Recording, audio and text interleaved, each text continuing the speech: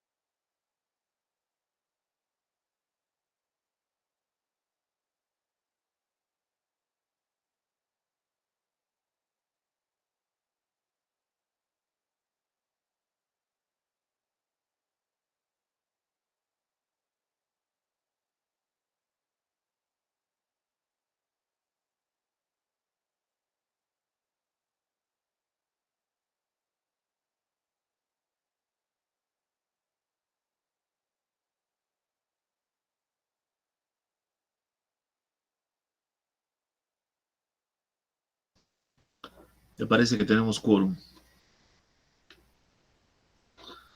Ok. Hoy día hablaremos sobre el derecho a huelga. ¿Sí? Un momentito.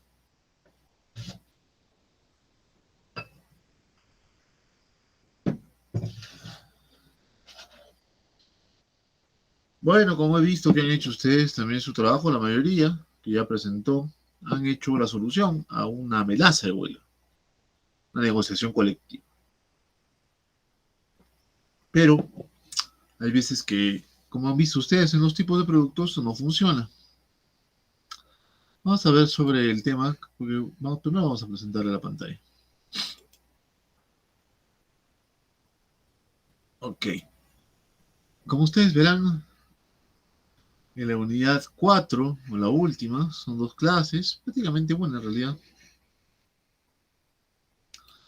Yo tengo la costumbre, muchachos, es terminarlas el avance lectivo en la penúltima clase y en la última clase dedicarnos un tiempito para ver una película relacionada a nuestro tema. En esta ocasión no va a ser la excepción, así que la siguiente clase, más allá de responder algunas preguntas y de darles algunos alcances sobre lo que es el examen final, vamos a ver una película sobre un sindicato. Una película nueva que yo no la he visto, me la han recomendado, que es sobre es de 2018 y es en francesa o belga, y es sobre una huelga muy importante e interesante. Así que vamos a verla juntos. Yo no la quiero ver todavía, para no. Solía pasar otras tipo de películas de teoría del caso y derecho laboral, pero esta es nueva, así que vamos a darle una oportunidad.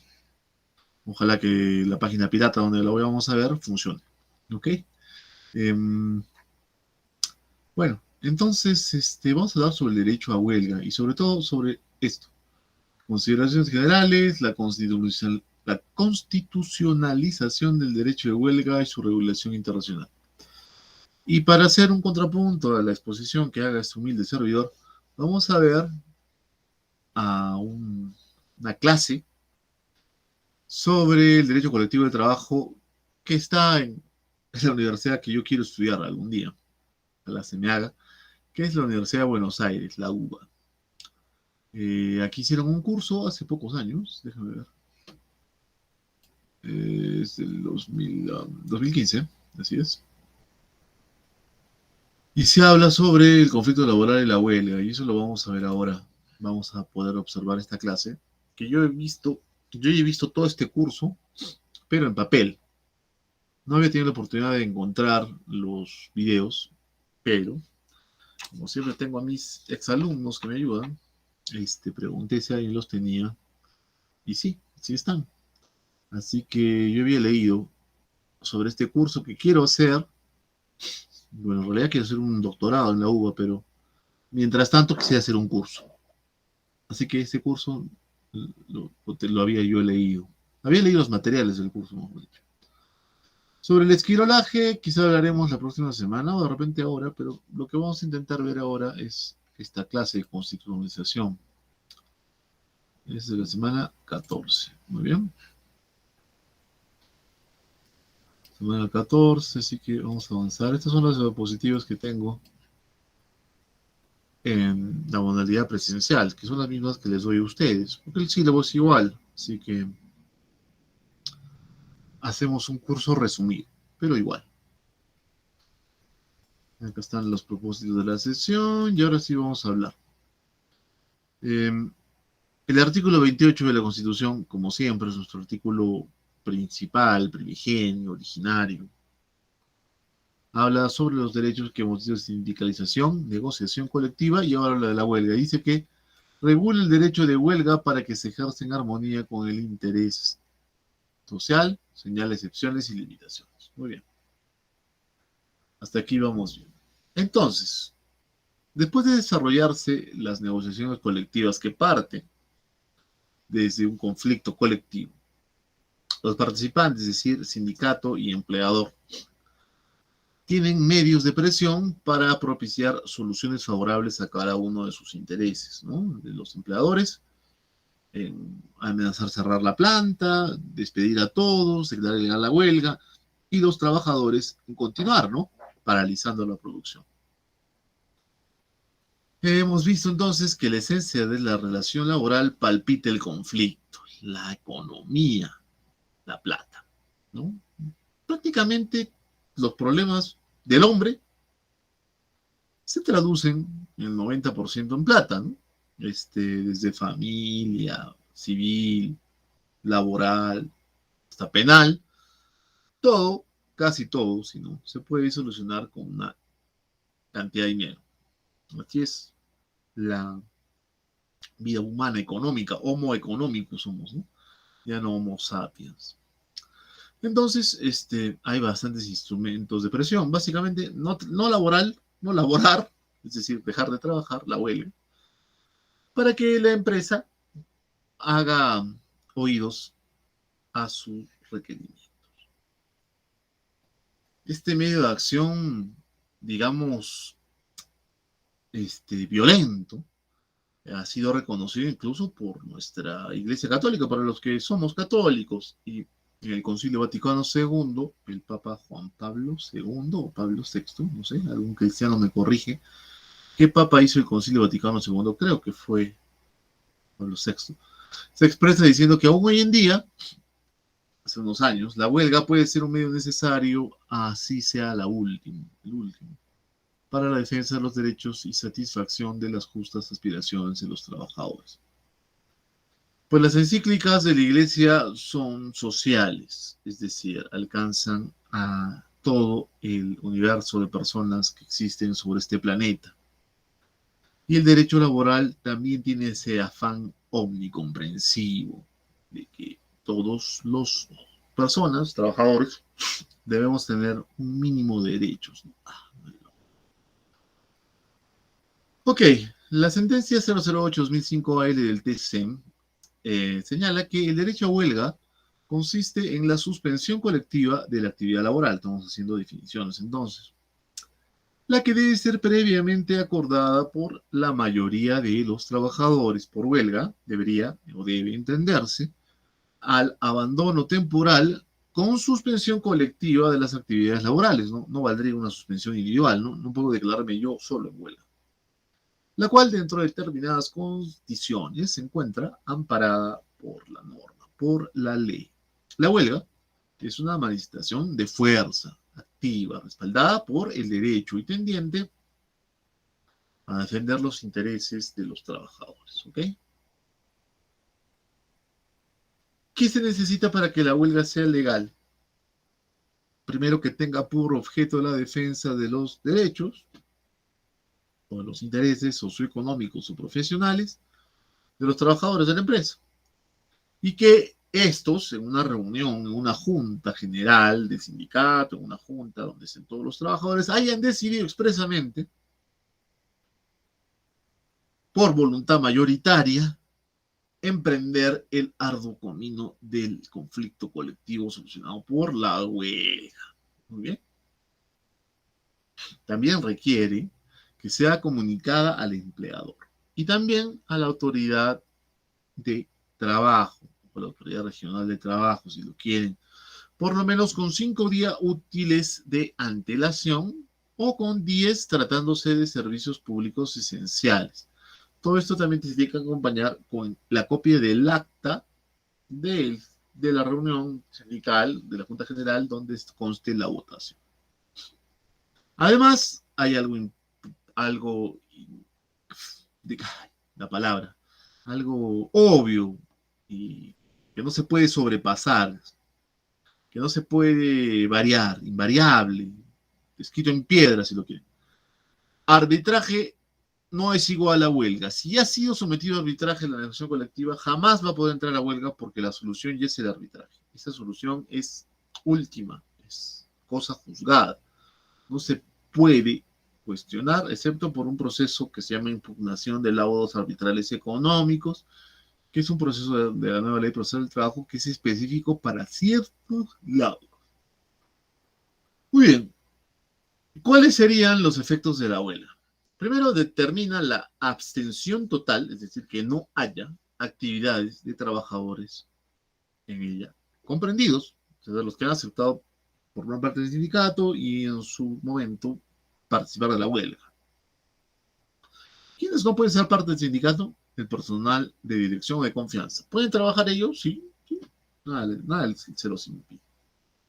Suspende todos los efectos de los contratos individuales de trabajo, inclusive la obligación de abonar remuneración. Esto también es uno de los logros colectivos que están en muchos sindicatos, por ejemplo, el de trabajadores del Poder Judicial, que no se abonaban sueldo en huelga, cuando era legal, ¿no? Entonces eso también se podría, digamos, mejorar, pero regularmente no hay obligación de abonar remuneración, pero no se puede despedir, es decir, no se afecta la subsistencia del vínculo laboral. Impide retirar del trabajo, obviamente, aunque en un momento se hizo, ¿no? Para asegurarse que los amarillos, como les llaman a los que no quieren participar en la huelga, puedan trabajar. Entonces, no se puede, lo que antes se hacía es el aseguramiento de que no funcione la producción, retirar maquinarias, materias primas u otro bien, salvo circunstancias excepcionales con conocimiento previo de la autoridad de trabajo. No es para protegerlas, tal vez, ¿no? La verdad no se me ocurre una opción válida. No afecta la acumulación de antigüedad para efectos de la compensación por tiempo de servicios, el tiempo en el cual es una suspensión, digamos, una suspensión imperfecta, pero que se contabiliza el tiempo. Ok. ¿Qué modelos normativos tendrá la huelga en el derecho? ¿Qué modelos normativos? El primero es el modelo contractual, en el cual el derecho se limita solamente a la negociación colectiva. Esto es, vincula la huelga con la suscripción de una solución convenio colectivo. Esto se llama la huelga instrumentalizada y es quizá una manera sobrevalorada de comprender los actos aún de negociación. O sea, hay un afán de arreglo y huelga instrumentalizada. Es un instrumento para lograr mayor presión, pero el ánimo de arreglar está ahí. No es peticiones duras, inalcanzables, que van a costar tomar, sino hay un acercamiento, una venia. También está el modelo profesional, cuando se determina que la huelga es un medio de autotutela colectiva en todos los aspectos de la relación laboral, siendo este el ámbito en el que la misma desarrolla su acción y de esta manera determinando al titular del derecho. Entonces, profesional, es un medio de solución. También tiene implícita un querer una solución, ¿no? Entonces, no es una huelga a la loca, violenta, agresiva, es una huelga que está dentro de lo esperado para solucionar un conflicto. Y también es el modelo universal, que es el que concibe el derecho a huelga como una herramienta de protección en todos los ámbitos de la vida social del trabajador. ¿Ok? Ahí está.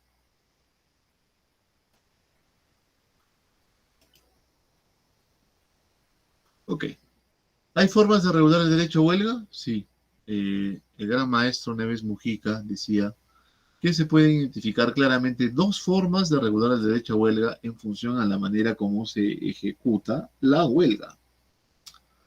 Primero está el modelo estático, donde para el trabajo hay una cesación continua, total de labores, se abandona el centro de trabajo y se decide colectivamente en busca de medios profesionales, objetivos profesionales. Y el otro es el modelo dinámico o polivalente.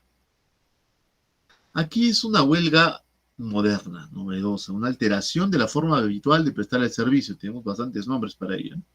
Acordada colectivamente que busca satisfacer cualquier interés relevante de los trabajadores. En ambos casos se suspenden actividades. Sin embargo, la primera está delimitada, mientras la segunda cualquier tipo de modalidad podría ser, ¿no? La huelga blanca, por ejemplo, de brazos caídos, ¿no? Esos son tipos de huelga no tan clásicos, pero que se dan en la vida real. Muy bien. ¿Hay límites de derecho a huelga? Por supuesto que sí, ¿no? Hay límites internos y límites externos.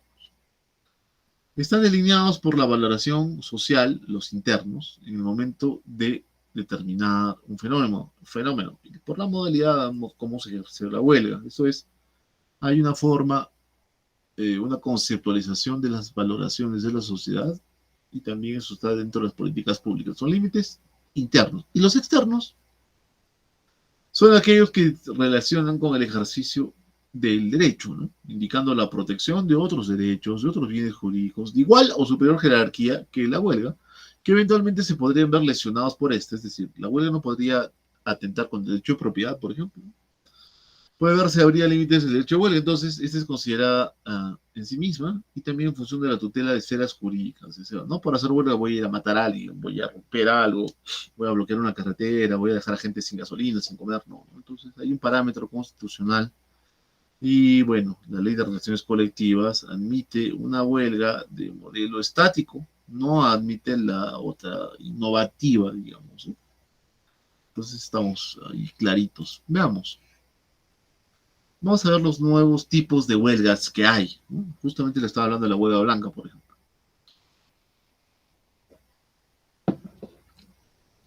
A ver, está la huelga general, que consiste en la paralización de un extenso ámbito productivo, como una localidad, o sea, un distrito, un sector de la actividad, digamos, construcción civil, o todo el país. Huelga general, a veces había, ¿no? Los 80s. Y ahora, pues, el conflicto, no eterno, pero ya cansante, que es la crisis política del Perú. No sé cómo estamos aquí. O sea, ¿cuánto nos durará el Congreso? ¿Cuánto nos durará el Ejecutivo, los ministros, la ministra, la premier de vergüenza? No, ya de vergüenza todo en el Perú en realidad. ¿Qué solución habrá? Pero parece que el chupo ya tiene que reventar, ya hay demasiada presión política. Va a haber muchos problemas. Y una huelga general podría atizarlos aún más. La huelga indefinida. Entonces, hay una modalidad de huelga que es clásica, ¿no? Porque tendría que estar indefinida para hacer una huelga clásica. Es decir, las huelgas regulares son indefinidas hasta que se solucione, ¿no? Si no hay solución, la huelga continúa. Reza el viejo eslogan. Entonces, la huelga indefinida es la clásica, no hay paro hasta que se agote a la contraparte, es decir, hasta que se logre una solución. La huelga por tiempo determinado, también llamadas paros, son huelgas que duran de un día a 2 días, ¿no? Paro para asustar, ¿no? Para que vean lo que puede pasar. También hay huelgas parciales. Estas están determinadas a un pequeño ámbito, sea por la organización de la empresa o afiliados del sindicato, incluso por la localidad. Podría ser de una filial, de un sector, digamos, el sector obrero y no el empleado, o sea, no los administrativos, sino solamente los obreros de una planta, etcétera. Hay la huelga turnante, no se hace mucho en el Perú, pero existe. Paro de establecimientos por turnos. Entonces voy parando. Turno de la mañana no trabaja, el de la noche sí. Luego el día siguiente de la noche no. O sea, afecto la economía de la empresa, pero la dejo respirar como para amenazarlos y que vean lo que se siente, lo que están partiendo. Está bien llamada huelga neurálgica. Esto ya es una empresa, digamos que es como una telaraña, ¿no? Tiene más de una rama. Entonces, digamos que ustedes producen celulares y una parte de las muchas esenciales de un celular, digamos, es la parte que lee el chip del número de la compañía. Y entonces, justamente los trabajadores que hacen ese chip se declaran en huelga, que va a afectar la producción de toda la compañía porque los demás no pueden avanzar, ¿no? Es una línea de producción, si no está la parte 6 no puede entrar la 7. Entonces, simplemente parando una, para todo, ¿no? Es una huelga neurálgica, de un punto importante que no se puede, digamos, pasear.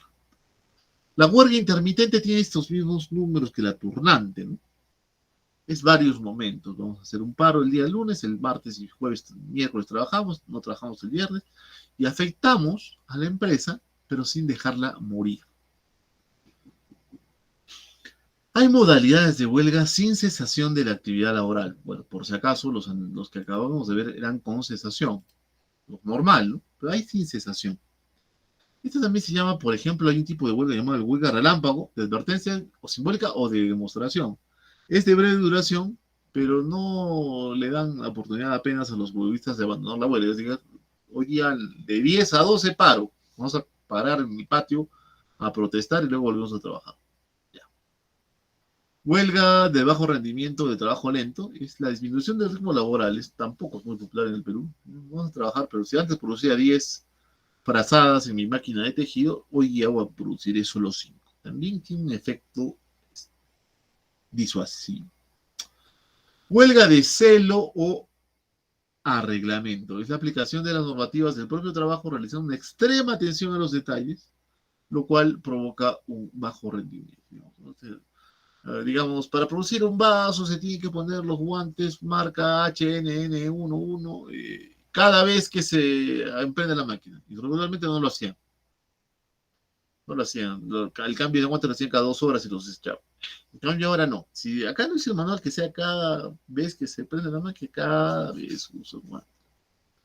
Eso es para demostrar también que hay directrices, normas que son mal hechas, que están demasiado, que calculan mal el tiempo. Entonces las cumplen más bien para demostrar que si las cumplieran siempre, produciría un bajo rendimiento de una demora. Es muy inteligente y suele hacerse. También está la huelga blanca o de brazos caídos que les digo. ¿No? Vas a trabajar, marcas, pero sin dejar tu puesto de trabajo, un día dejas de trabajar. Es un paro breve, una paralización temporal. Día lunes vamos a trabajar, marcamos, nos sentamos en nuestra silla y nos ponemos a jugar Pokémon, a protestar, a leer libros de Max, lo que ustedes quieran, pero no trabajar. Eso es una huelga blanca o de brazos caídos. Y tal vez viendo, por ejemplo, la mentalidad japonesa, ¿no? Indonesia tal vez, de algunos lugares asiáticos. Está la antihuelga, digamos, ¿no? También llamada huelga activa o al revés, de trabajo arbitrario. Se empieza a trabajar de sobra, entonces agotan la materia prima. Digamos que yo produzco muñecos de Iron Man y tengo para ensamblar 10.000 en 3 días. Pues me quedo haciéndolo todo un día y hago los 10.000 y paralizo las máquinas que no pueden paralizarse porque se malogran. No tengo nada que hacer los demás días, voy a trabajar, pero hago un desequilibrio, algo que afecta el normal desenvolvimiento de la empresa, ¿no? Tampoco es muy común porque creo que los empleadores peruanos en lugar de tomárselo a bien, a mal se lo tomarían a bien y dirían bien, están trabajando gratis. En otras latitudes funciona, ¿no? Bien, el Decreto Supremo 10-2003-TR dice que la huelga es la suspensión colectiva del trabajo, igual que el otro, igual que el concepto que hemos visto, ¿no? Acordada mayoritariamente y realizada en forma voluntaria y pacífica por los trabajadores con abandono del centro de trabajo y su texto se regula por el presente texto único ordenado. Y además también dice que la huelga debe desarrollarse en forma pacífica obligatoriamente sin recurrir a ningún tipo de violencia sobre personas o bienes o si no será o devendrá, mejor dicho, en ilegal. Eso es. ¿Alguna duda, muchachos? ¿Alguna pregunta sobre la huelga? Tengo un buen material para mirar. No, tal vez entonces lo vamos a ver, se dura como 40 minutos por ahí. Miremos el material y después de repente se les ocurre alguna pregunta para hacer. Si no, también avanzamos haciéndole una miradita al examen final para que yo les vaya contando de qué vaya. Ya no les puedo mostrar el producto académico, que espero que hayan presentado todos. Quedan todavía, ¿qué? 2 horas, no, 3 horas y media para que lo presenten. 2 horas y media. Porque si no, ya no pueden. Casi todos han presentado, ¿eh? Hay unos 10 que no. De repente están en clase y están esperando algo, pues es un buen momento para hacerlo. Así que sí que sí. Por favor, yo les aconsejo prestar mucha atención. Esto es un posgrado no tan caro, porque en Buenos Aires no son muy caras las pensiones, pero de una universidad de gran prestigio en Latinoamérica. Quizá, me atrevo a decir, la más buena, la mejor universidad de la América hispanohablante, no de Brasil, que tiene grandes universidades, pero de Buenos Aires, de Argentina, tal vez la mejor, peleando con la del Rosario, en derecho, ¿no? No en otras ciencias. Y a nivel Sudamérica, quizá la colombiana, se me ha olvidado su nombre, es la única que hay una universidad colombiana muy buena, que le hace un pare, ¿no? Y la PUC en el Perú, un poquito, es la mejor del Perú. Bueno, veamos.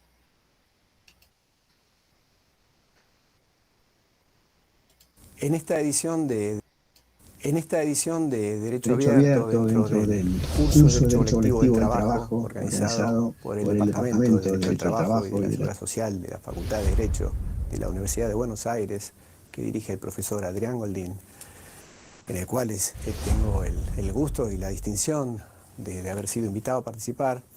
Vamos a tratar una de las áreas más controversiales, para mí más interesantes, del derecho colectivo del trabajo, quizás del derecho del trabajo en sí, como es la de los conflictos laborales. Por razones de tiempo destinado a esta clase o esta intervención, he seleccionado 3 temas, por lo cual voy a dividir esta clase en 3 partes. En la primera vamos a ver la conceptualización del derecho de huelga y la problemática que trae aparejada. En la segunda nos vamos a ocupar de las modalidades de la huelga y de otras formas de conflicto de los trabajadores y sus organizaciones. Y finalmente de la huelga que afecta a las actividades denominadas o calificadas servicios esenciales. Comienzo por la parte introductoria, la parte conceptual a la que hice referencia del derecho de huelga, señalando que dado que la huelga en general no cuenta con definiciones plasmadas en la normativa, por lo menos en los países de derecho continental, de Europa y de América Latina, si bien la huelga cuenta con garantías plasmadas en la mayoría de estos países, en las constituciones, no se acostumbra que las normas plasmen una definición, un concepto de huelga, por lo cual ese vacío es cubierto generalmente por la doctrina científica, que pasa a ser las veces de legislador, construyendo conceptos que luego son tomados por la jurisprudencia. Esto muchas veces trae aparejada una problemática que se verifica asiduamente en la bibliografía y contra lo cual formulo una advertencia. La problemática apunta al hecho de que muchas veces los autores toman conceptos de otros autores que han escrito sus definiciones sobre la huelga en épocas en las cuales quizá la huelga todavía no gozaba de la consagración como derecho, no estaba plasmado en las constituciones, estaba todavía en una fase recién saliente de la etapa histórica de la tolerancia, o quizás de autores que han escrito conceptos, por más que se trate de autores muy eminentes, han escrito en el contexto de un régimen dictatorial o de regidos, digamos, por normas muy disímiles de lo que es la regulación en la Argentina actualmente desde hace 10 años. Esto ocurre con conceptos, por ejemplo, de grandes juristas como los de Santoro Passarelli, Kant Freund, Hans Nipperdey, que han escrito para sistemas en los cuales, por ejemplo, si pensamos en la Italia de la recién sancionada, aprobada Constitución de 1947, que se consagra al derecho a huelga, pero de una manera muy vaga, refiriéndose a que será ejercido de acuerdo con las leyes, en el marco de las leyes que lo regulen, o en el caso de Kant Freund o de Nipperdey, que escribieron pensando y teniendo en cuenta la legislación imperante en el Reino Unido y en Alemania, en los cuales el sistema de relaciones colectivas se estructura en base, dije bien, el sistema de las relaciones colectivas se estructura en base a la negociación colectiva. En cambio, en la Argentina, el convenio colectivo de trabajo ni la negociación colectiva son centrales, sino más bien la estructura sindical son los que predominan, los que caracterizan, los que marcan los rasgos fundamentales del sistema argentino de relaciones laborales. Estas nociones, por más que sean apadrinadas por grandes figuras, por grandes nombres del derecho del trabajo, no son adaptables al ordenamiento jurídico argentino.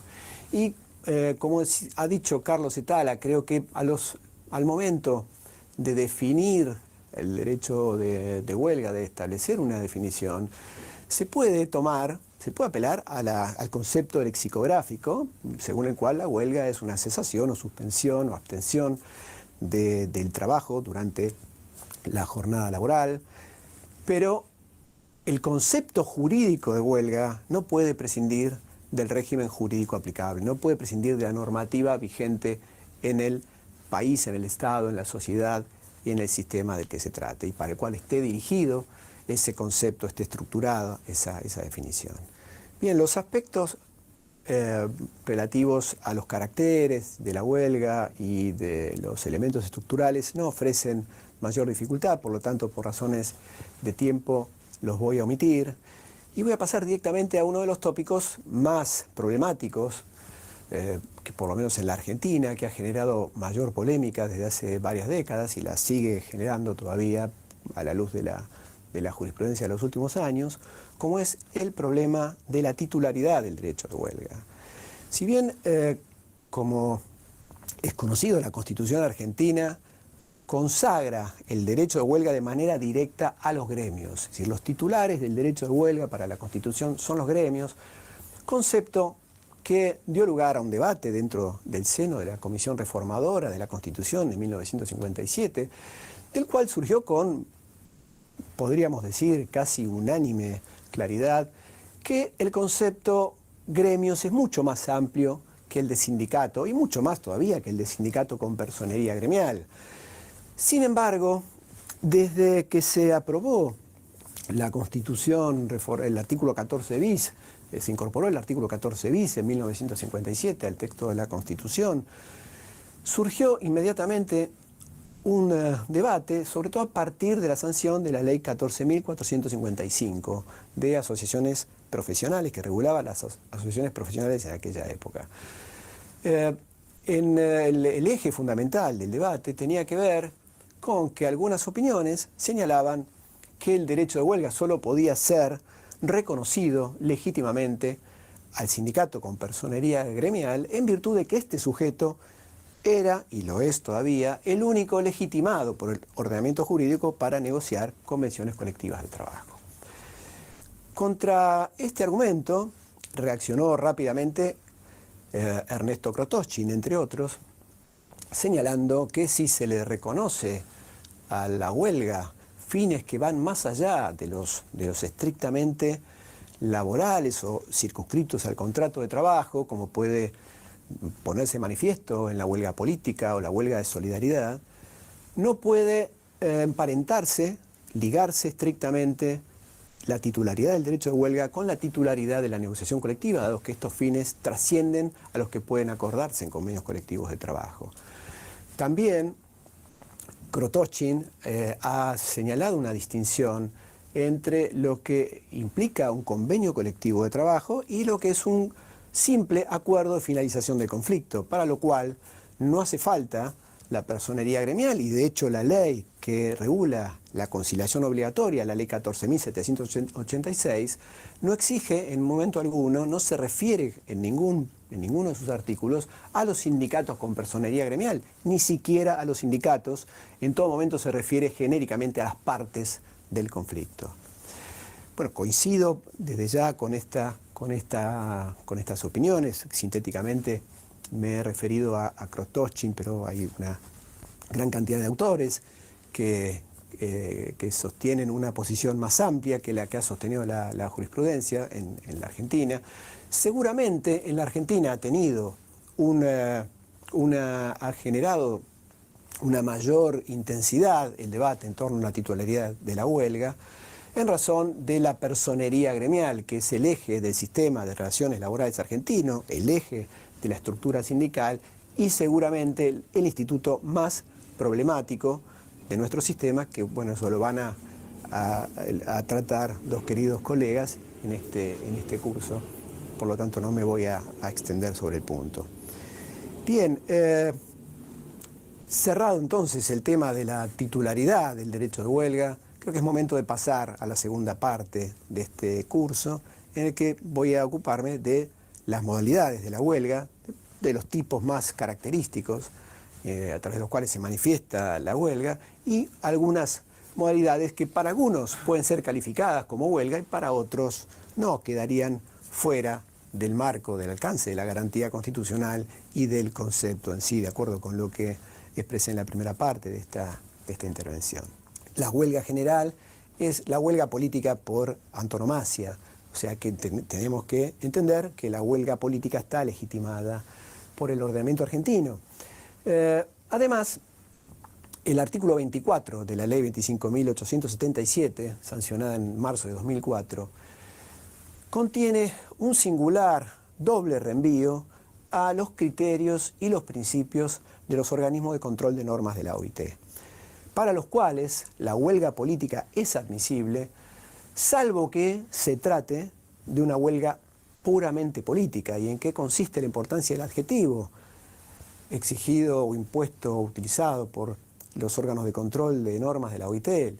En que la huelga política es la que tiene que ver con la defensa de los intereses económicos y sociales de los trabajadores, aquella que utilizan los trabajadores para cuestionar la política pública cuando no es favorable a los intereses de los trabajadores. En cambio, la huelga puramente política, esa sí, dicen los órganos de control de normas de la OIT, no está cubierta por la garantía que tiene la libertad sindical, en la medida que se considera tal a la que está destinada a desestabilizar a los gobiernos o a tratar de reemplazar a algún funcionario por otro que resulte del agrado o de la preferencia de los sindicatos o de los actores de las cámaras empresariales, en este caso, que llevan adelante la medida. La otra modalidad de la huelga que podemos distinguir de acuerdo con la finalidad es la huelga que se llama universalmente de simpatía. La huelga de simpatía es aquella que llevan a cabo los trabajadores contra un empleador con el cual no tienen un conflicto de manera directa, sino que se conectan con el conflicto que sí tiene otro empleador con su personal. Esta huelga de simpatía a veces se denomina de solidaridad, pero tenemos que hacer una distinción porque la huelga de solidaridad en sentido estricto tiene un matiz que la diferencia de la huelga de simpatía. La huelga de solidaridad tiene que ver con los trabajadores que impulsan una acción de conflicto o los sindicatos que impulsan una acción de conflicto en solidaridad, valga la reiteración, con un trabajador ajeno al mismo que pudo haber sido despedido o con la situación que viven compañeros quizás de la misma empresa, pero de otro establecimiento o de otro sector de establecimiento, con el cual los huelguistas se solidarizan, como indica el término utilizado para caracterizar esta modalidad de acción. También podemos tener en cuenta opiniones de los órganos de control de normas de la OIT sobre esta especie de huelga que denominamos de solidaridad o de simpatía. Los organismos de control de normas de la OIT señalan que se encuentra esta modalidad comprendida dentro del derecho de libertad sindical, a condición de que sea legítima la huelga primaria en la cual ejercen la huelga secundaria o de simpatía o de solidaridad los trabajadores. O sea que es requisito que la primera huelga la huelga primaria sea legal o legítima para que se convalide también la acción de solidaridad de parte de los trabajadores. Pasamos a otras modalidades de acción que se caracterizan porque suspenden o paralizan la acción de trabajo. Aquí encontramos, muy recurrentemente citada en la bibliografía, la huelga articulada o rotatoria. Estas formas de acción de conflicto de los trabajadores están vinculadas al sistema de producción fordista que caracterizó a la industria durante todo el siglo XX y lo sigue haciendo en buena medida todavía. Están destinadas a impactar, a alterar, a desordenar el funcionamiento de la línea de montaje. La huelga rotatoria o articulada implica que los trabajadores detienen la actividad, pero secuencialmente en distintas estaciones del proceso productivo, no la integridad del proceso productivo en sí. Esta huelga tiende a economizar los sacrificios de los trabajadores en materia salarial, como esto creo que ha quedado claro a través de la intervención introductoria que hizo el profesor Adrián Goldín, maximizando el impacto en el aparato, el sistema productivo del empleador. Esta especie de huelgas en general es condenada en la mayoría de los ordenamientos jurídicos, la consideran ilegal o abusiva, como en el caso de España.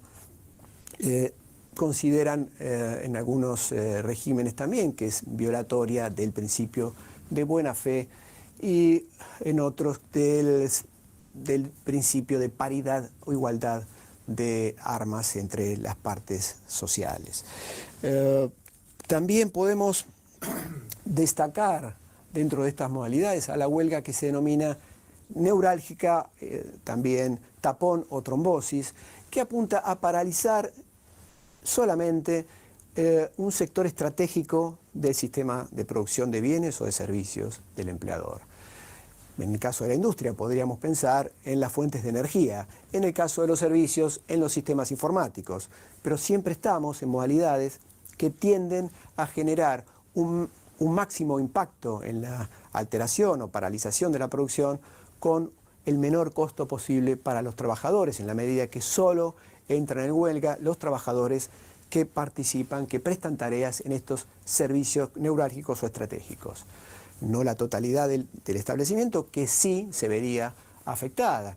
Con respecto a esta especie de huelga, tendríamos que decir que también, en general, es anatematizada por los ordenamientos jurídicos comparados. Luego, podríamos hacer un paso de transición hacia una de las modalidades más importantes, que es la huelga con ocupación del lugar de trabajo. Me estoy refiriendo a la denominada huelga intermitente, en la que sí hay paralización de la actividad, que hay detención de la producción, por lo tanto la incluyo en esta serie de modalidades que estoy presentando. Sin embargo, la huelga intermitente, o también llamada de brazos caídos, que tiene que ver con la permanencia del trabajador al costado de la máquina o de su puesto de trabajo, se desarrolla a través de periodos breves. No así la huelga con ocupación del establecimiento, que puede ocupar la jornada completa o extenderse más allá de la jornada.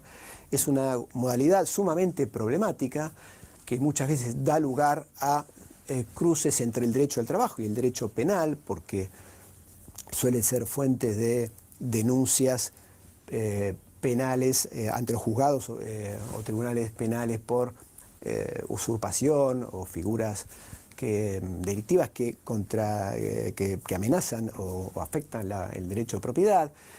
Contra esto yo debería decir que no es el derecho de propiedad el que está amenazado, a pesar de que, bueno, algunos autores, como ha hecho Antonio Bailos, poéticamente ha señalado que en este tipo de medidas los trabajadores generan una suerte de expropiación al empleador de los medios de producción. Esto hay que tomarlo en el sentido metafórico, que es característico de este querido profesor de la Universidad de Castilla-La Mancha, no en sentido literal. Los trabajadores que ocupan el establecimiento no tienen por objeto apropiarse, ni siquiera detentar la posesión del establecimiento, sino generar un mecanismo de autodefensa para evitar que el empleador los reemplace a los huelguistas a través de esquiroles o carneros, y por otra parte potenciar, maximizar el daño económico que trae aparejado toda huelga respecto de la producción. Vamos a hablar ahora sobre algunas modalidades que, a diferencia de las que presenté recién, no implican el cese de la prestación de trabajo. Una de ellas es el trabajo a desgano, también llamado huelga perlada en Francia, que tiene que ver con una ralentización intencional de los trabajadores, del ritmo, de la cadencia de producción. Aquí no se detiene la producción, pero sí se desordena completamente con el interés de no perjudicar a los trabajadores huelguistas con la pérdida de salarios que trae aparejada, sin duda, la paralización completa o la ausencia al trabajo. Otra modalidad que no trae aparejada la paralización o la detención de la actividad es lo que se llama trabajo a reglamento o o también huelga de celo. En el trabajo a reglamento lo que tenemos, lo que caracteriza no es precisamente el cumplimiento de los reglamentos, sino un apego exagerado a la letra, a la literalidad, no a la interpretación racional, no a la interpretación corriente en la empresa o en el establecimiento, sino a la literalidad expresa de lo que marcan los convenios colectivos, los reglamentos de empresa, los acuerdos de fábrica. En este caso, también podemos encontrar algunas variantes y algunas modalidades que resultan ser bastante incómodas, tanto para el empleador como a veces los usuarios de los establecimientos del empleador, como por ejemplo cuando el personal de vigilancia se muestra excesivamente riguroso en el control de la identidad de los que ingresan al establecimiento. Bueno, esta modalidad tiene en común con la que se denomina huelga de celo, que a veces aparecen emparentadas, ambas en la bibliografía. Esta exageración, esta sobreactuación en la calidad, en la cualificación de la prestación del servicio, más que en la cuantificación, más que en la cantidad de horas, en el trabajo mensurado en horas, sino este excesivo rigor en el trabajo es lo que se denomina también huelga de celo, ¿no? Donde el trabajador pone no solamente su interpretación, que generalmente proviene del sindicato, sobre la literalidad de los reglamentos, de los convenios o acuerdos, sino también demuestra un celo excesivo en el cumplimiento de la tarea. Vamos a pasar a una modalidad que es, a mi juicio, fuente de un tratamiento muchas veces equívoco en la bibliografía, que es la que se denomina huelga activa o a la japonesa. La huelga activa, esta modalidad, suele tener algunas manifestaciones dentro de las cuales se puede distinguir la sobreproducción, cuando está destinada, igualmente cuando se sabe que esa sobreproducción generada por los trabajadores va a encontrar un lugar en el mercado. Se puede distinguir esto de la sobreproducción cuando simplemente genera sobreacumulación de stock para un empleador que probablemente funcione a través del método just in time, organice la producción de manera en que debe ser rápidamente colocada en el mercado y con stock cero. Esta modalidad tiene inspiración, por algo se llama, se denomina huelga a la japonesa, en un componente que muchas veces es dejado de lado por la bibliografía, que es el honor. El honor del empleador, que en Japón tiene una ponderación muy diferente a lo que tiene, por ejemplo, en la Argentina y en algunos otros países.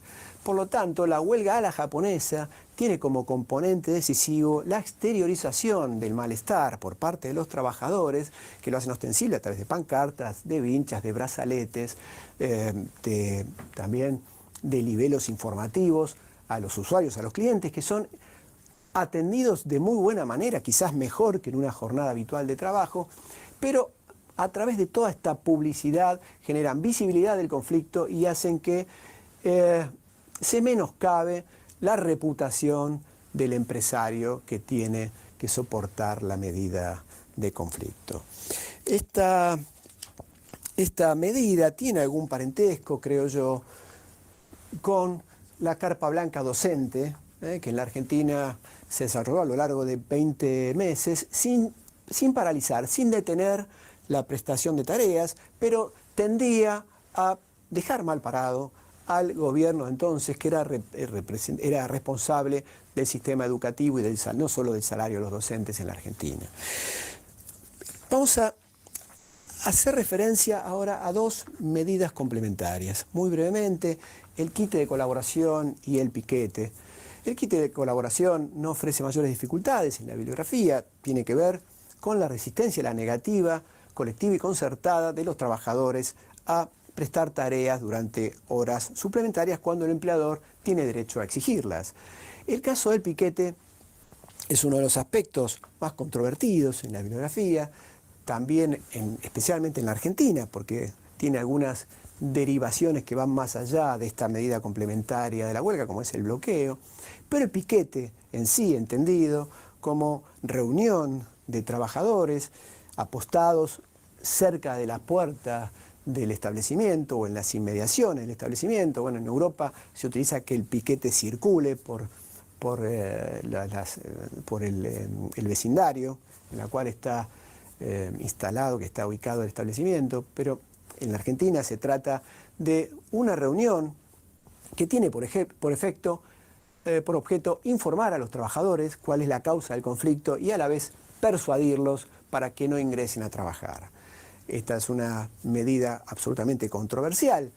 El empleador tiende a pretender hacer valer la libertad de trabajar de los trabajadores que puedan no adherir a la medida. Esto es parte de la libertad sindical individual, es decir, adherir o no adherir a la medida colectiva. Lo que podemos decir es que la OIT ha señalado a través de sus órganos de control de normas que la utilización del piquete es legítima en la medida que éste no pierda su carácter pacífico. Es decir, el piquete, mientras no ejerza violencia física contra los trabajadores que decidan ingresar a trabajar al establecimiento y que también no entorpezca el derecho de la gerencia o la dirección de la empresa a ingresar a las instalaciones, es legitimado por la doctrina de los órganos internacionales. Bien, les agradezco que me hayan seguido en esta primera y segunda parte de esta intervención. Vamos a pasar ahora a la tercera parte, en la que trataremos la huelga en los servicios esenciales. Preliminarmente hay que hacer una aclaración. ¿Para qué sirve el concepto de servicios esenciales? ¿De qué se trata? ¿Por qué los servicios esenciales están tan emparentados con el ejercicio del derecho de huelga? El concepto de servicio esencial en el derecho del trabajo tiene un significado preciso y específico para el derecho del trabajo, que puede no coincidir, generalmente no coincide, con la utilización que se hace de la noción de servicio esencial en la política pública, en el derecho constitucional, en el derecho administrativo y en la economía en general. La noción de servicio esencial en el derecho del trabajo tiene una instrumentalidad decididamente aplicada a restringir el alcance de la garantía constitucional en general que en general posee el derecho de huelga. O sea que la noción de servicio esencial es utilizada en el derecho del trabajo para restringir el ejercicio del derecho de huelga. Esta instrumentalidad a veces ha dado lugar a abusos en algunas legislaciones, porque dado que la huelga cuenta con garantías en las constituciones, muchas veces se exagera en la enumeración o en la conceptualización de qué se entiende por servicio esencial. En la Argentina tenemos una legislación que fue aprobada en el año 2004, previa consulta de las centrales sindicales, de la cual lo que surge es que la única restricción que recibe el derecho de huelga en nuestro país, la única restricción de fondo, fuera de lo que implica el sometimiento a la instancia de conciliación obligatoria, la única restricción, decía, de fondo es que afecte servicios esenciales. ¿Qué se entiende por servicios esenciales?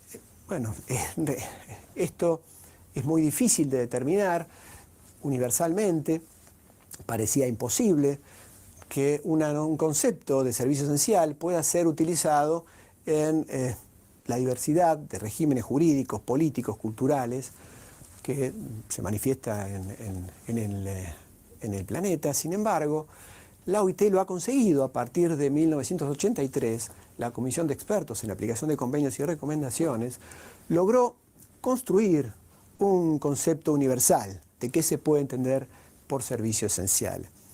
Y ha dicho la Comisión que estamos en presencia de un servicio esencial cuando la huelga que lo afecta, que genera la interrupción o la suspensión parcial del servicio, pueda generar un peligro para la vida, la salud o la seguridad de toda parte de la población.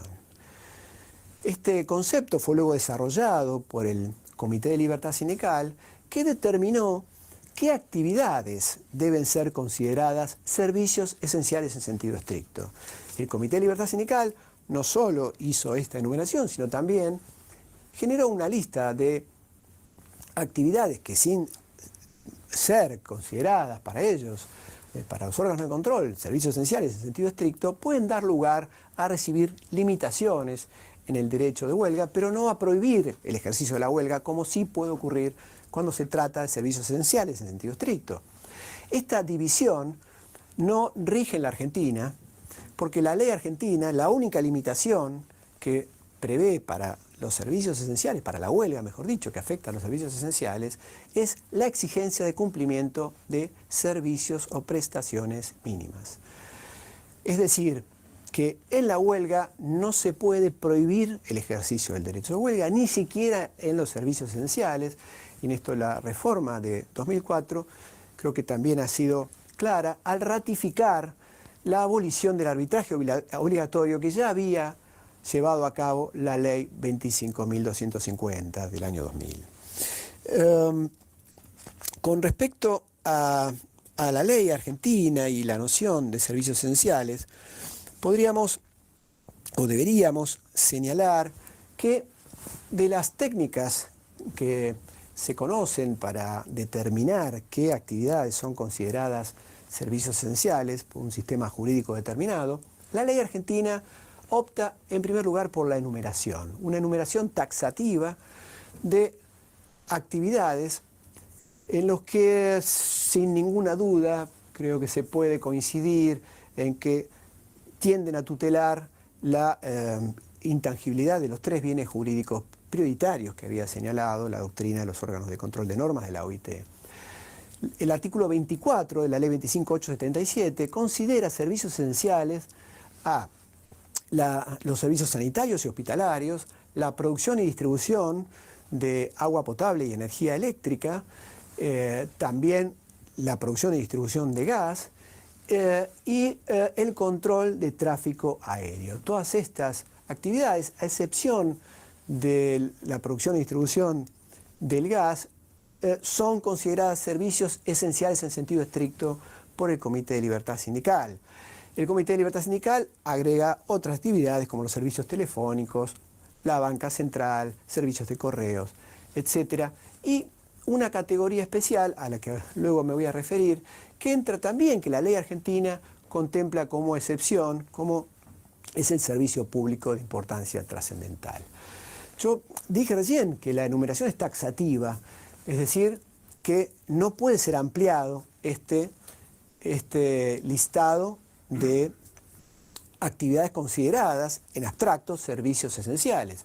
Sin embargo, la ley contempla la posibilidad de que haya excepciones y pone la decisión respecto de esta ampliación en manos de una comisión independiente, como señala el artículo 24, que luego el decreto 272 de 2006 le va a poner nombre y la va a mencionar Comisión de Garantías,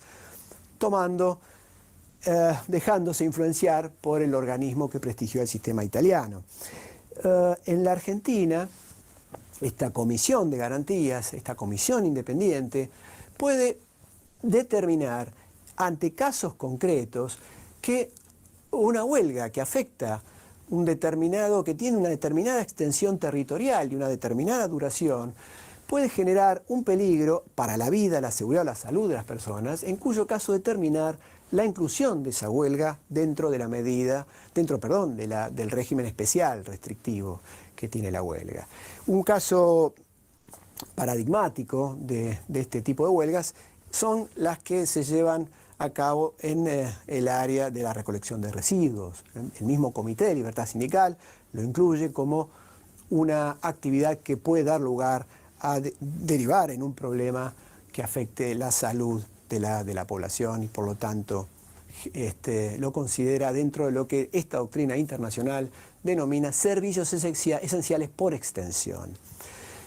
Luego tenemos también la posibilidad en la ley argentina de que la Comisión de Garantías habilite como supuesto extraordinario para considerar incursa una huelga dentro de esta normativa restrictiva específica, el caso de que se trate de un servicio público de importancia trascendental.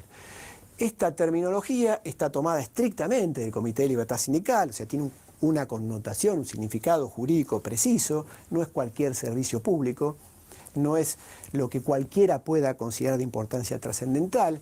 Esto está tomado de un caso que fue llevado al Comité de Libertad Sindical por un sindicato argentino, la UTA, el caso 1679, en el cual el Comité de Libertad Sindical dijo que el servicio de transporte no es servicio esencial en sentido estricto, pero sin embargo es un servicio público de importancia trascendental. Por lo tanto, se le pueden exigir al servicio de transporte terrestre de personas y mercancías, al servicio público de transporte terrestre de personas y mercancías, el cumplimiento de servicios mínimos, y esto lo puede decidir exclusivamente la Comisión de Garantías y frente al caso concreto, es decir, no en abstracto, porque como dije, como lo dice también el decreto 272 en sus considerandos, la enumeración legal de actividades consideradas servicios esenciales en Argentina es de carácter taxativo. Con respecto a la Comisión de Garantías, a este organismo particular, habría que decir que es un órgano pensado por la ley, como cuando la ley habla de comisión independiente y cuando la ley reenvía los criterios y los principios de los órganos de control de normas de la OIT, me refiero al artículo 24 de la ley 25877, pensó en un organismo de carácter o de naturaleza arbitral. Esta es la razón por la cual la Comisión de Garantías, también con similitudes con respecto a lo que prevé la ley 146 de 1990 de Italia, la Comisión de Garantías se conforma en base a ternas que son remitidas al Poder Ejecutivo por entidades que tienen representatividad en las relaciones laborales, en el caso de la Argentina, la Unión Industrial Argentina y la Cámara Argentina de Comercio, la CGT y la CTA, también por la Federación Argentina de Colegios de Abogados y por el Consejo Interuniversitario Nacional. El Estado se reserva para sí la posibilidad de designar un miembro titular y un suplente, no así al presidente, que surge de un mecanismo de cooptación entre todos los miembros de la propia comisión. Esta comisión, estos integrantes, mejor dicho, de la comisión, deben ser especialistas reconocidos, versados en relaciones laborales, en derecho del trabajo o en derecho constitucional. La duda queda en cuanto a que si la versación en relaciones laborales puede implicar que integre la Comisión de Garantías a alguien que no sea estrictamente jurista, sino, por ejemplo, un licenciado en relaciones del trabajo. Esto está sin resolverse por la reglamentación y de hecho hasta ahora la han integrado excluyentemente juristas. Los miembros de la Comisión de Garantías no pueden ser ni legisladores ni personas que ocupen cargos directivos en organizaciones de empleadores ni sindicales. Tienen un mandato de 3 años con una única posibilidad de reelección.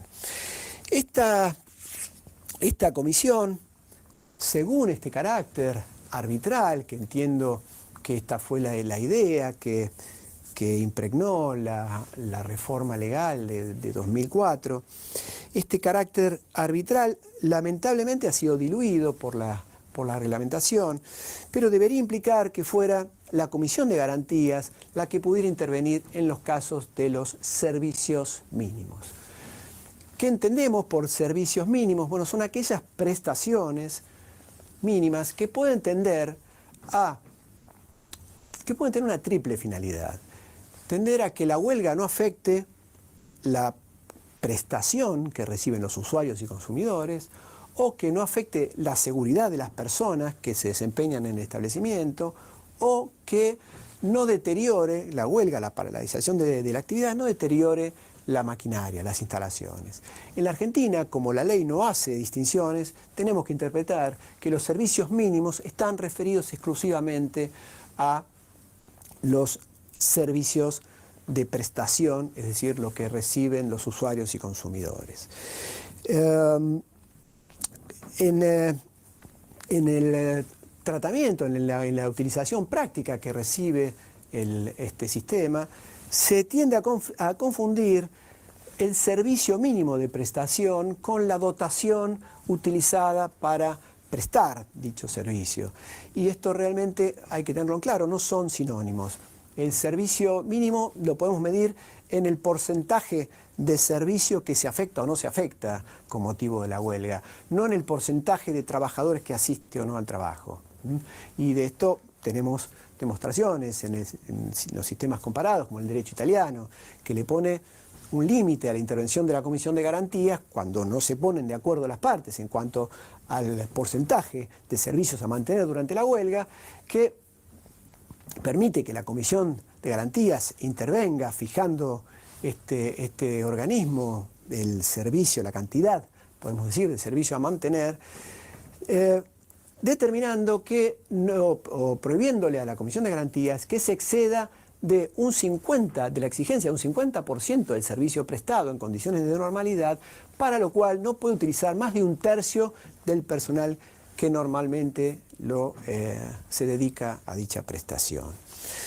Bien, con respecto a los servicios mínimos, tenemos que decir también que el sistema argentino privilegia la autonomía de las partes. Es decir, son las partes las que deben ponerse de acuerdo en cuánto va a afectar la huelga una vez concluido el trámite de conciliación obligatoria. Si no hubo acuerdo en cuanto al levantamiento o no del conflicto, son las partes las que pueden determinar en cuánto va a afectar la huelga a la actividad en particular de que se trate. Si las partes no se ponen de acuerdo, la que debe intervenir es la Comisión de Garantías. Y acá está el problema que señalé hace unos minutos con respecto a la irregularidad en que incurrió el decreto reglamentario del artículo 24 de la Ley 25.877. Permite que la Comisión de Garantías intervenga, pero con carácter consultivo, con lo cual es el Ministerio de Trabajo el que termina definiendo los servicios mínimos en caso de desacuerdo entre las partes. Esto, tanto la fijación del servicio de manera residual como de quiénes van a ser los trabajadores dedicados que van a estar obligados a prestar servicio, esto debe decidirlo la Comisión de Garantías. Por lo tanto, su pronunciamiento no debería ser un dictamen, tal cual como está regulado, sino un laudo arbitral. También quisiera hacer una precisión conceptual que tiene que ver con esto que acabo de decir. Los trabajadores que están abocados a la prestación de servicio no están en situación de guardia, y esta es una terminología muy mal utilizada, pero muy corriente. Cuando se controla el cumplimiento de guardias mínimas. Es impropio hablar de guardias mínimas porque se trata de prestación. Los trabajadores van a trabajar, no están en una actitud pasiva, sino activa de prestación de su servicio, de su débito laboral. Bien, con respecto a este tema, quedaría para mucho más, pero para ir redondeando esta intervención, quiero remarcar entonces que la Comisión de Garantías tiene una función muy relevante en el sistema argentino de relaciones laborales, no obstante lo cual ha sido hasta ahora poco utilizada, ha dado lugar solamente a 7 intervenciones. Y esto tiene que ver con que, fundamentalmente a mi criterio, con que los sistemas provinciales de las los poderes legislativos de las provincias no han adaptado todavía su normativa para generar la intervención, para dar lugar a la intervención de la Comisión de Garantías, que es un órgano que, si bien ha sido creado por un decreto del Poder Ejecutivo, eh, su origen es de una ley de fondo, por lo tanto de jerarquía superior a las normativas provinciales, que deben adecuarse a lo que dicta la ley nacional, y además teniendo en cuenta que tiene que ver con la reglamentación de un derecho garantizado por la Constitución. Les agradezco mucho, estoy a su disposición. Muy bien, muchachos, hemos visto una excelente exposición sobre todos los tipos de huelga por este profesor que les digo de esta universidad tan buena que es la Universidad de Buenos Aires. Eh, Nos habíamos quedado en la pregunta que les hice. Nos quedan unos minutos, 14 minutos para ser exactos, en los cuales ustedes me puedan decir si tienen alguna duda, alguna explicación que necesiten sobre este tema de la huelga, ¿no? Igual eh, les quiero decir que tienen que hacer aún las actividades, ¿no? Si bien ya para esta última unidad no se contabilizan ni los puntos de foro formativo ni autoevaluación, porque estos van directamente a la evaluación o examen final, va directo a la nota del banner, ¿no? Pero bueno, no sé si alguno de ustedes tenga alguna pregunta. Si no, voy a ir revisando el examen final porque no me acuerdo cómo es, para ir diciéndole más o menos de qué va, ¿no? Para que no estén. Ya lo he puesto, ya está listo. A ver, ¿cómo va el examen final? No lo recuerdo.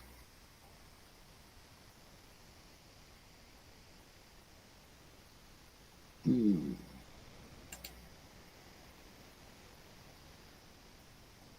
Ujú.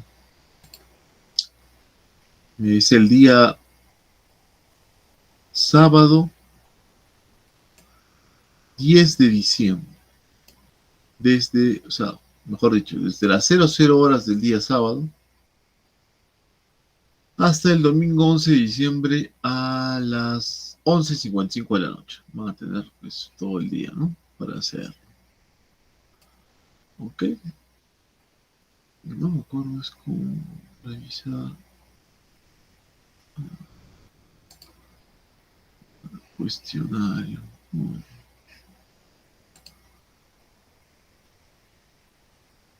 quiero revisar el cuestionario para irles dando pistas, ¿no? Ya que nadie me quiere preguntar nada. Acá.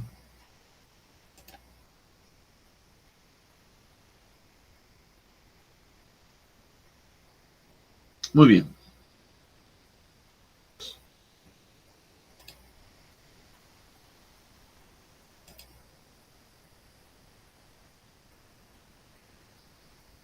Ah,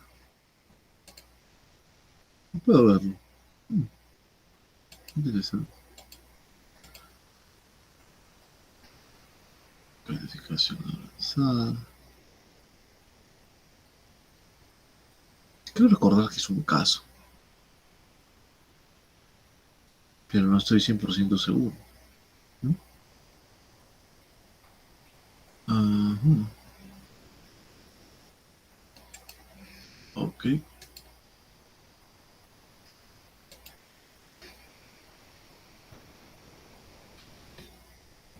Evaluación final.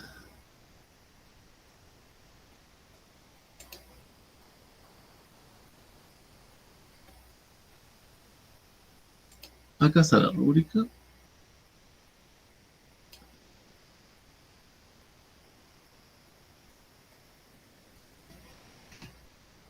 Ah, claro, es un caso. Es un caso que ustedes tienen que resolver algunas preguntas y que tienen que hacer un producto de una negociación colectiva que ponga fin al conflicto, respetando la equidad. Ok, si es un caso, ya está la rúbrica. El consejo que les puedo dar, a ver, se lo vamos a repetir la siguiente semana, es que resuelvan las preguntas, porque mucha gente hace el producto, o sea, digamos la conciliación, la transacción, etcétera, pero no resuelve las 4 preguntas que sí son importantes que la resuelvan y que valen un puntaje. Entonces van a perderse si resuelven solo hacen la... Si no leen bien, el problema es que no leen bien las instrucciones, la consigna.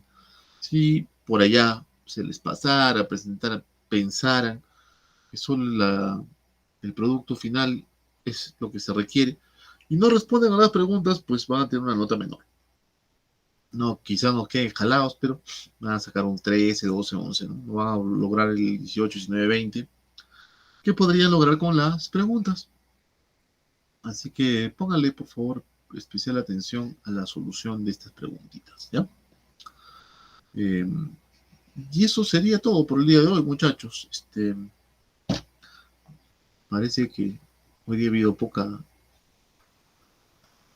afluencia, quizá están cansados, quizá no, pero bueno, acá me voy a quedar a ver si alguno de ustedes en estos 9 minutos que nos queda tiene alguna pregunta o si no, pues ya y concluimos la clase y doy por concluida para los que desean retirarse un poquito antes, 9 minutos de break.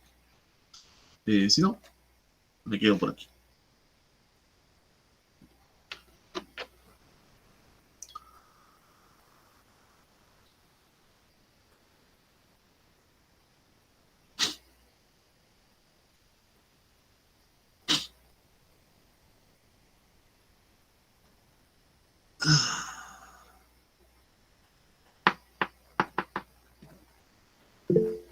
Sí, Maruja, lo escucho. Doctor, buenas noches, compañera, buenas noches. Tengo una duda, doctor, si quisiera que nos aclare, aprovechando que tenemos minutos. Claro que ¿Qué sí. relación tiene con la negociación colectiva laboral y con las negociaciones que tienen las comunidades campesinas con las empresas? ¿Hay algo relacionado o es muy diferente? ¿Qué normativa rige a estas negociaciones con las comunidades campesinas nativas, ¿no? Generalmente que tienen conflictos con las empresas mineras, hidrocarburos, etcétera, etcétera? Gracias, doctor. En general, la relación no es tan estrecha. Los pedidos que hacen las comunidades regularmente son que no prospere un proyecto, ¿no? Ya sea minero o una carretera. Pero si hablamos de minas, por ejemplo, o de empresas que ya están constituidas en el lugar donde se está realizando la extracción, allí sí podría haber un acercamiento, ¿no? ¿Por qué? Porque la ley mejor dicho, la empresa tiene que hacer devolución social al pueblo o comunidad campesina más cercana donde está el campamento. Entonces, las comunidades campesinas se conforman como una suerte de intermediación o de empresa de intermediación o de tercerización, con la cual destacan trabajadores para trabajar en campamento para alguna labor, a veces también para labores técnicas, si es que están preparados. Normalmente mandan a los hijos también a cargo de la empresa a estudiar Senati o algún instituto técnico cuando tienen 17, 18 años, para que vuelvan y puedan asegurarse un trabajo más productivo en la mina. Pero si no es así, puede ser trabajo de mantenimiento, trabajos pues de simplemente obrero, y la comunidad campesina es como una suerte de intermediadora entre los pobladores y la empresa. Y bueno, se puede suscitar, de ser el caso, algún conflicto colectivo, ¿no? Pueden ir a huelga, etcétera. O también podrían desnaturalizar su labor, ¿no? Ya sabemos que una empresa con un service o intermediación tiene un contrato de naturaleza civil. Y este contrato es civil entre la intermediadora y la empresa usuaria, pero es laboral entre las personas o trabajadores y la empresa intermediadora, tercerizadora o service. Lo que pasa es que a veces se desnaturaliza y la empresa usuaria, que además es responsable solidaria contra cualquier deuda o adeudo que tengan con el trabajador, se desnaturaliza la relación y se obvia a la empresa intermediaria, quedando el trabajador como un empleado regular de la empresa usuaria. Esto suele pasar cuando, por ejemplo, ha habido desnaturalización en los campos de subordinación, se le han enviado memorándums, sanciones, como que fuera un trabajador de la empresa, se le ha otorgado uniformes, bueno, uniforme también es un poco subjetivo, pero podría ser, ¿no? Se le otorga implementos de protección personal, EPPs, uniformes, todo, como que fuera un trabajador de la empresa.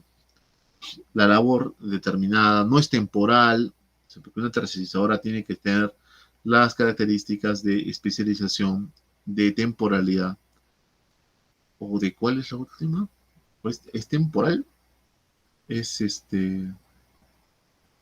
especialización, y hay una u otra característica que se me está yendo ahorita.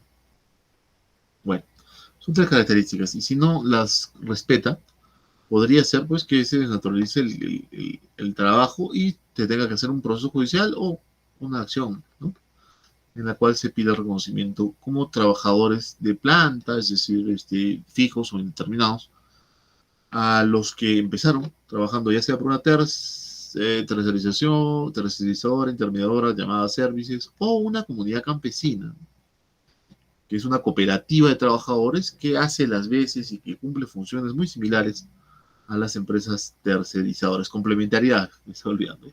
Es como se me vuelve la memoria, porque estoy viejo.